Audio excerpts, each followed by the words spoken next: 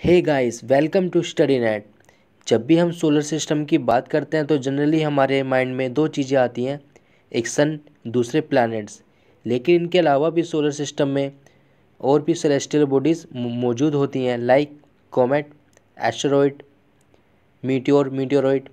सो इस वीडियो में हम इन्हीं सेलेस्टियल बॉडीज़ के बारे में जानेंगे, ये क्या होती हैं और इनके बीच में क्या डिफरेंस है, हम इस बारे में बात करेंगे। बट बिफोर द बिगिन, अगर अभी तक आपने स्टडी नेट को सब्सक्राइब नहीं किया है तो अभी सब्सक्राइब करें और वीडियो पसंद आने पर इसे लाइक और शेयर भी करें। So without wasting a time, let's begin. सबसे पहले हम बात करते हैं कोमेट की कि कोमेट होता क्या है। एक कोमेट एक सोलर सिस्टम का ही पार्ट होता है और ये सन को रिवॉल्व करता है, यानी कि ये सन का चक्कर लगाता है एक हाईली इलेप्टिकल ऑर्बिट में। हाईली इलेप्टिकल ऑर्बिट में होने की वजह से ये जो सन का एक चक्कर काफ़ी टाइम में लगा पाता है, यानी कि इसे एक चक्कर सन का पूरा करने में काफ़ी टाइम लगता है। तो ये जो कॉमेट होता है ये जनरली एक बॉल शेप में होता है, कुछ इस तरीके से। और ये जो बना होता है ये बेसिकली रॉक, डस्ट या फिर मेटल का बना हो सकता है, ठीक है। और इसके साथ ही इसके ऊपर एक लेयर्स होती है, आइस की थिक लेयर्स होती है, ओके। सो जब भी ये जो कॉमेट होता है, जब सन का ये जो चक्कर लगाता है, जैसे मान के चलो ये हाईली इलेप्टिकल ऑर्बिट है और ये है सन। जब ये अगर ये कॉमेट यहाँ पर है, सन का चक्कर लगा रहा है, ओके। जब ये सन के पास आता है तो ड्यू टू हीट ऑफ सन ये जो आइस है ये मेल्ट होना स्टार्ट हो जाती है, यानी कि इसका सब्लिमेशन होना स्टार्ट हो जाता है।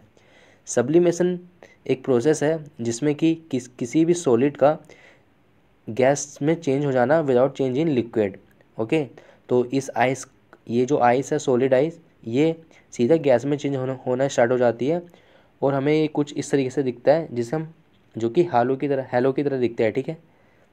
और इसी हैलो को हम कहते हैं कोमा, ठीक है, COMA, कोमा। तो जब ये कोमा ऐसे जनरेट होता है तो उसके बाद क्या होता है, सन की जो सोलर विंड्स हैं, स्ट्रॉन्ग सोलर विंड्स हैं, वो इस कोमा को पीछे बैकवर्ड की तरफ पुश करती हैं, यानी ब्लो करती हैं। जैसे कि मान के चलो जो कोमेट है इस डायरेक्शन में आगे बढ़ रहा है, ओके। कोमेट इस डायरेक्शन में आगे बढ़ रहा है और ये जो सन है, यहाँ से सन की जो सोलर विंड्स निकल रही हैं वो इस कोमा को पीछे की तरफ ब्लो कर रही हैं, ठीक है। तो क्या होगा, तो ये जो कोमा होता है ये कुछ इस तरीके से नज़र आने लगेगा और धीरे धीरे करके एक टेल का रूप ले लेगा। और कुछ देर के बाद ये जो टेल हमें कुछ इस तरीके से इसकी टेल दिखेगी। तो ये है एक कोमेट। आपने एक फेमस कोमेट का नाम सुना होगा, हेलिस कोमेट, जो कि 76 ईयर बाद हमें दिखाई देता है।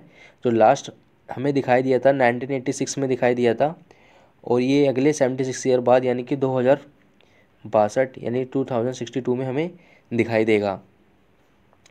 अब बात आती है कि ये ओरिजिनेट कहाँ से होते हैं। इससे पहले मैं आपको बताना चाहूँगा कि कोमेट दो तरीके के होते हैं। एक होते हैं LPC यानी कि लॉन्ग पीरियड कोमेट, एक होते हैं SPC यानी कि शॉर्ट पीरियड कोमेट।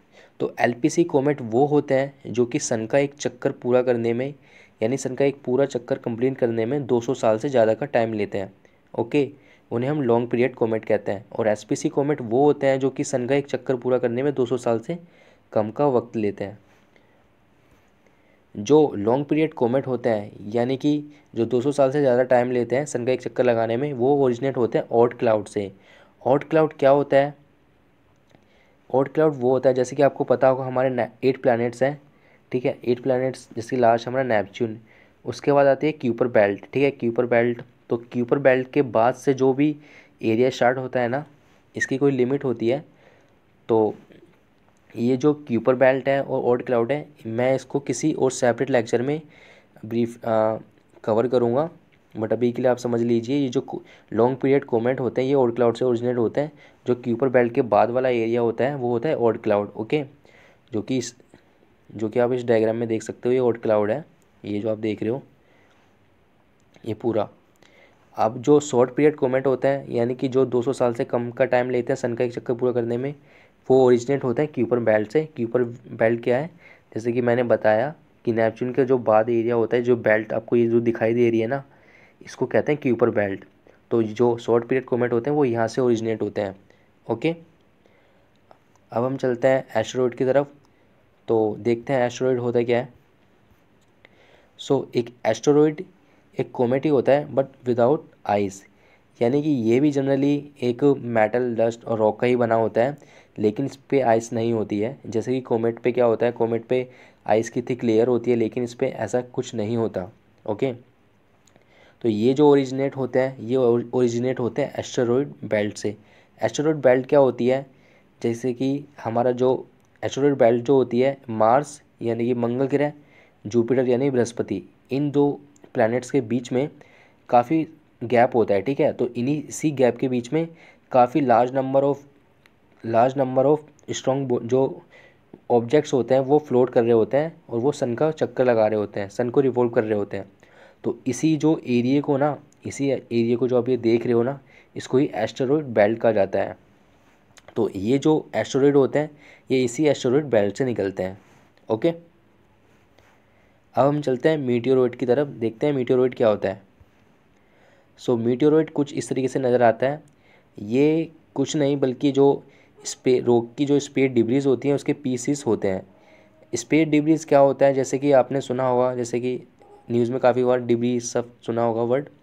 तो जैसे कि कोई मान के चलो कि कोई ऑर्बिटर है किसी, जैसे मान के चलो मून को ऑर्बिट कर रहा है कोई ऑर्बिटर, अगर उसका कोई कंपोनेंट बाहर निकल गया तो उसके बाद क्या होगा, जो कंपोनेंट फ्लोट करता रहेगा स्पेस में, तो स्पेस के लिए क्या है, वो एक कचरा है ना, तो उसको ही हम डिब्री कहते हैं, स्पेस डिब्रीज। ठीक है, तो जैसे कि ये इस तरीके से कुछ रॉक की स्पेस डिब्रीज होती हैं, ये फ्लोट करती रहती हैं स्पेस में। ठीक है, तो ये जो रॉक स्पेस जो, तो इन्हीं रॉक की जो, जैसे कोई बड़ा सा रॉक है मान के चलो, ठीक है, काफ़ी बड़ा है, तो उसमें से कुछ हिस्सा टूट के अलग हो गया, तो वो क्या हो गया, एक डिब्री हो गया, स्पेस डिब्री। तो इन्हीं स्पेस डिब्री को मीटियोरॉयड कहा जाता है। ओके, तो ये जो मीटियोरॉयड होते हैं, ये कहाँ से आते हैं, ये जो मीटियोरॉयड होते हैं ये मोस्टली तो ये एस्टेरॉयड बेल्ट से आते हैं। जैसे कि मैंने बताया था कि काफ़ी large number of space objects होते हैं एस्टेरॉयड बेल्ट्स के अंदर। एस्टेरॉयड बेल्ट्स के अंदर से सिर्फ एस्टेरॉयड ही नहीं निकलते, उसमें से मीटियोरॉयड भी निकलते हैं। ओके, ये बात याद रखना। और ये जो मीटियोरॉयड होते हैं ये जनरली मून से भी आते हैं। ठीक है, उसी तरीके से ये मार्स से भी आते हैं। ठीक है, अब हम बात करते हैं मीटियोर की। मीटियोर क्या होते हैं, जब ये मीटियोर जब अर्थ के एटमॉस्फेयर में आ जाता है तो इसे हम जो ये मीटियोरॉयड होता है, जब ये अर्थ के एटमॉस्फेयर में आ जाता है तो हम इसको मीटियोर कहते हैं। तो जब ये अर्थ के एटमॉस्फेयर में आता है तो क्या होता है, जो ये हमारा मीटियोरॉयड है ये जलना स्टार्ट हो जाता है। यानी जो अर्थ के जो एटमॉस्फेयर है उसके फ्रिक्शन की वजह से हीट जनरेट होती है, और हीट जनरेट की वजह से इसमें आग लग जाती है। ठीक है, इस तरीके से कुछ ये बर्न होने लगता है, तो ये ग्लो करने लगता है। ठीक है, तो ग्लो इस तरीके से आप देख सकते हो ये करने लगता है। तो जैसे कि आपने अक्सर स्काई में देखा होगा, जिसे हम टूटता हुआ तारा कहते हैं, जिसे हम शूटिंग स्टार कहते हैं। तो शूटिंग स्टार कुछ और नहीं बल्कि मीटियोर ही है। ठीक है, मीटियोर को ही शूटिंग स्टार कहा जाता है। तो कुछ इस तरीके से दिखाई देता है।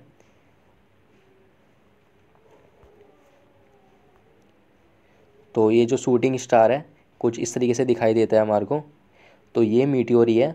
तो जब ये जलना स्टार्ट हो जाता है तो क्या होता है, जैसे कि कोई मीटियोरॉयड हमारे स्पेस में अर्थ के एटमॉस्फेयर में आया तो वो जलना स्टार्ट हो गया।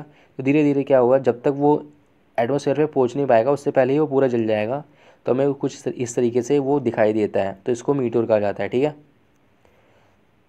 तो एक आपने वर्ड सुना होगा मीटियोर शावर। तो मीटियोर शावर क्या होती है, तो मीटियोर शावर में क्या होता है, जैसे कई सारे ना मीटियोर हमें एक साथ दिखाई देते हैं, वो एक ही पॉइंट से, जैसे कोई पॉइंट है तो यहाँ से कई सारे मीटियोर निकले होंगे। ठीक है, निकलते हैं, तो एक ही पॉइंट से कई सारे लगातार मतलब मीटियोर निकलने लगते हैं, तो इसको मीटियोर शावर कहा जाता है कुछ इस तरीके से। ठीक है, अब हम देखते हैं मीटियोरॉयड क्या होता है। मीटियोरॉयड क्या होता है, जब मीटियोर अर्थ के एटमॉस्फेयर को टच कर जाते हैं तो हम इसको मीटियोरॉयड कहते हैं। देखो, असल में जो ये तीनों चीज़ें हैं ना एक ही चीज़ है। मीटियोरॉयड, मीटियोर और मीटियोरॉयड तीनों एक ही चीज़ है। जब ये स्पेस डिब्रीज यानी रॉक की स्पेस डिब्री जब तक ये स्पेस में घूम रही है, ठीक है, तो हम इसको कहते हैं मीटियोरॉयड।